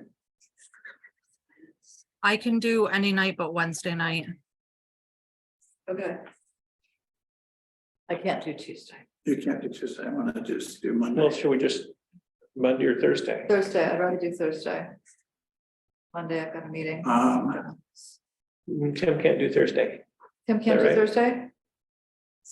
I might have to go out of town on Thursday. Okay, let's not do that. So if we could do it Monday, that would Monday. be helpful. I can do Monday. Monday, Can you? You said you had a meeting. I do have a meeting.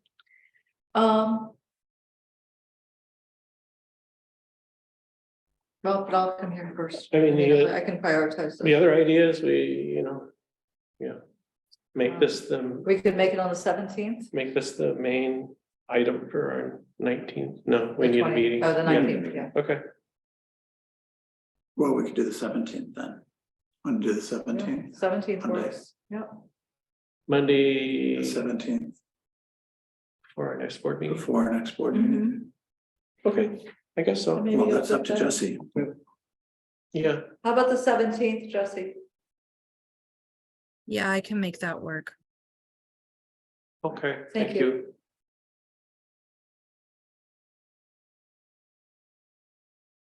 Okay, And I will, And what I'll do in the meantime, before that, is I will scope out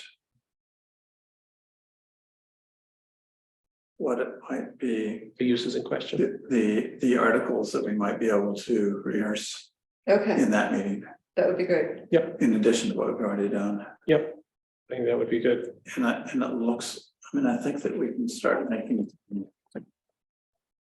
progress. And then in the meantime, Cal, we don't want to, we want to give you as much space as possible. So we can just see how things are going with you. Yeah, thank you. So I'll offer a resolution to set a special meeting for Monday, July 19th, at 7 p.m. 17th. 17th. Did I say, I said 19th, You did. I meant We're already 17th. on the 19th. Yeah. 17th, I second it. seconded by Kate. All in favor? Hi. Aye. Opposed? Okay, So we have next week off. that's right. That's right. So It's suffering a lot of a good time. Hopefully not.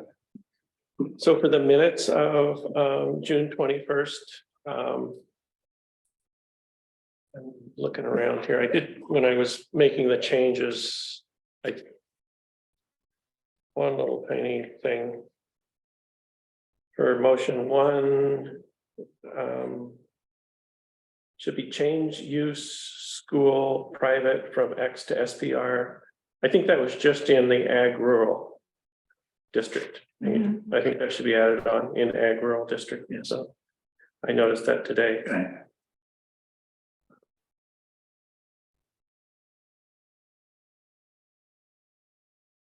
But otherwise, it looked great.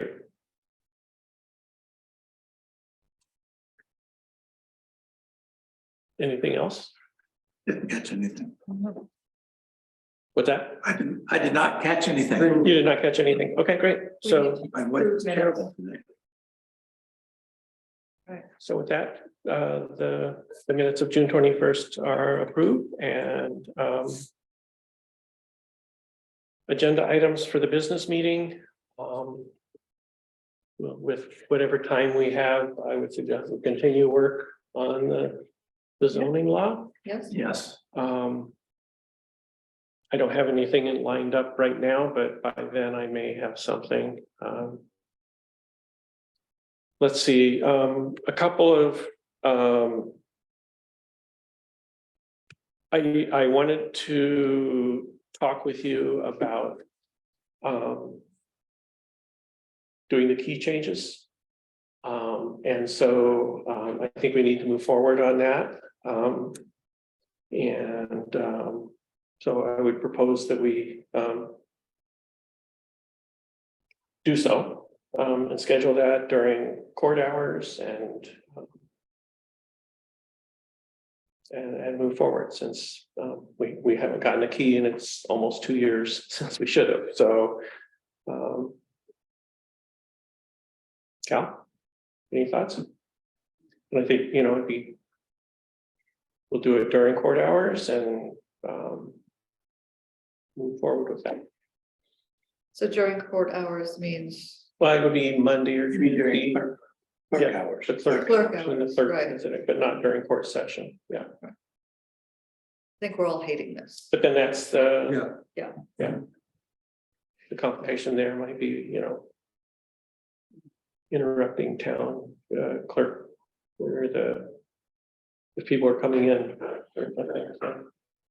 Well, if they would just give us the key, we wouldn't have to do this. Yeah. And nothing would be interrupted. Yeah, so I know.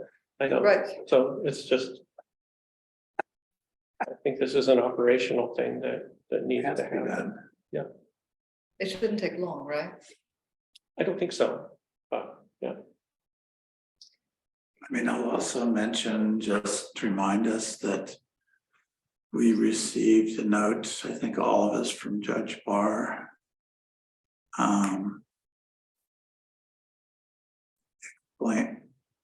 Suggesting dissatisfaction with the furniture that we have provided for them. And also declaring that they have decided that they should move the clerk from Oh, that clerk's was office to what they're calling the court records room, which in essence is the town hall conference room. It's a shared space. It's a shared space, but I just wanted to put that on the table, and I'm perfectly willing to consider whatever alterations need to be made for the comfort of the clerk.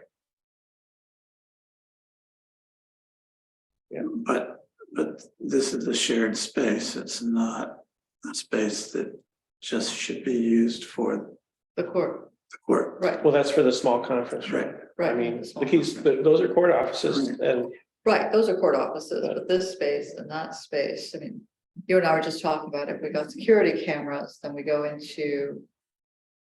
Executive session, right, that we might use the conference room. So anyway, but that would be off the table if it was the well, yeah. clerk's office, so anyway. It works perfectly fine as a shared space for both the court and the town. Right. It's always been that way, and so, but you seem very uncomfortable with this, Cal. You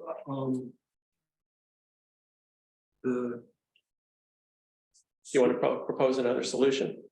Some sort of compromise, you know. Access to that. Keys to that, not keys to that, I guess is what We I. can't do that. That, I mean, it's not about, it's about emergency access and operational. You were here with me last year when we had Yeah, a heating problem. I couldn't get it Yeah, there. it's, but is there another way to? It shouldn't be a big issue. yeah, The records are locked. yeah, all other towns. The 1 or 2 times that whenever anyone would go in there would be an Mark has emergency. checked with other towns whether the keys are Yeah, it's available. the.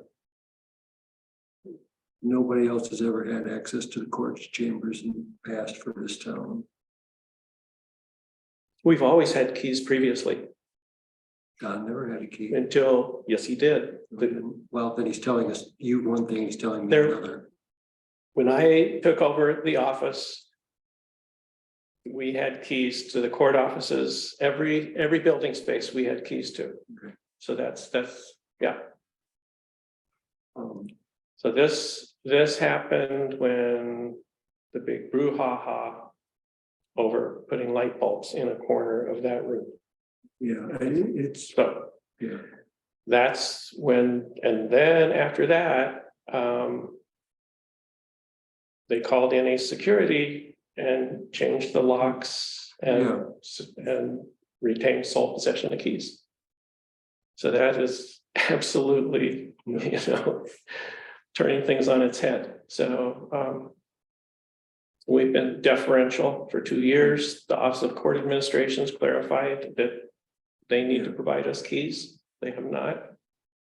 And you know, we've been patient beyond measure.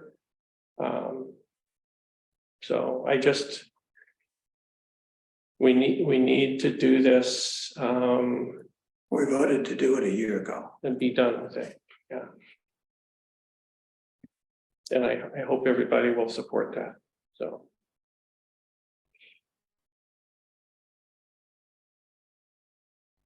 Okay, So that's my plan. That's what I think and we you'll should let- do and. You'll you know, let us know Okay, when. okay, And one of us should be here in addition to you. Yeah. yeah, And you'll let the court know when it's happening in advance. Yeah. So they can be here if they need to be. if they want to, yeah. So are we thinking next week or? I have to see what their Okay. ACE is scheduled out, so I Okay. don't know when it'll happen. And they're just dying to do this. Well, they're very willing to, yeah, so. Okay, the other thing, before we adjourn, connected with this is I did want to connect with ACE to get a video camera right, proposal from them. I was thinking of just the outside of the building. Even a security camera, okay, A security camera. Yeah, okay. What did I call it? a video camera. Yeah, I just wanted to clarify. security camera. Yeah, that's different. And so, So there is a security camera in the hallway? yeah, it's a Or is little that- is that $34 working? Wise camera. Does that actually work? It works. I accessed it recently, but it doesn't have a monitor, you know, so I think it'd be nice. The other thing is, I know that ACE recently did this for the town of Enfield that included the court there. I think we should find out what they did for them. and- Yeah, so I was thinking of visiting and checking it out. I asked Stephanie to send me their plan, but she hasn't yet, so. That's a good idea. You know, the other thing that I'm concerned about, I've mentioned it to Mark, is emergency egress in the new town hall. There's one egress for the whole building. And you're right. Yeah, so I brought it up with Cliff and he was gonna look into it and see. I think See we what should the do code- something. Yeah, If something fell between the cracks when it got built, I mean, the building's not that old. That's amazing. Or is there something about occupancy and numbers? I don't know. It could be. Well, that's you know, if records they're- room that needs to be secure right behind the office. Yeah, But I would think clips or the reading room should have the windows in the back or. Yeah, or maybe that's Two just the ground sides. level and you can open a window and go out, maybe Yeah. that's Does considered, Cliff have a window in his office? yes. So maybe what we need to do is at least articulate an emergency plan. Because that could be a possible, Or it's posted as just. I mean, I'm thinking Hmm. if Or something you could take happened that- in the hallway Right, so you could that take scared the that, shit out of Jesse, Right. oops, scared that threatened the clerk or anybody else, that would be another way for them to get out of the building. yeah, I mean, there could be a close up of the hallway, so we could, right now you come out to where the mailboxes are, and then you go into So- Cliff's office, maybe there could be. Or some maybe stop or we something could, through. make a window into a door. Right, that's what I'm thinking. Yeah, so I'll see what Cliff says. Yeah. Windows can be emergency Yeah, routes, so. Right. Well, as long as it's not. Right. But he thought they weren't quite the right dimensions. Yeah, I wouldn't think so. Well, that's just Okay. something that I think is Okay. important also for us to, sounds good. Okay, just to think of the whole safety situation. Yeah, well, another thing came up about the stair lift. Right. Here in the old town hall, because of the width that it takes up. So what, in other words, it's not up to code, is that the idea? So the only solution would be to take it out. And then we're not providing Which- handicap access. Well, you don't have handicap out the stairs anyway, Yeah. I mean, Frankly, we I'm need to quite put the lift. comfortable with leaving it in. Yeah, yeah, I am I too, think but I it's just, okay. you know. So anyway, that's another problem. Yeah. I don't want to discuss every problem right now. I just wanted to bring those so to there's you. a problem with my chimney. Well, so, That's a Um, town issue. great. So, are we ready to adjourn? Yes. I'll make a motion to adjourn. Second, Second by Kate, all in favor? Aye. Opposed? Thank you. Great. 9:05. Yeah, good. Becky, I'm sorry, did you have a comment earlier? You had your hand up. Thank you, Jesse. Only Thanks, that, with the key problem, there was somebody suggested this to me and I thought it sounded great. You know, instead of having an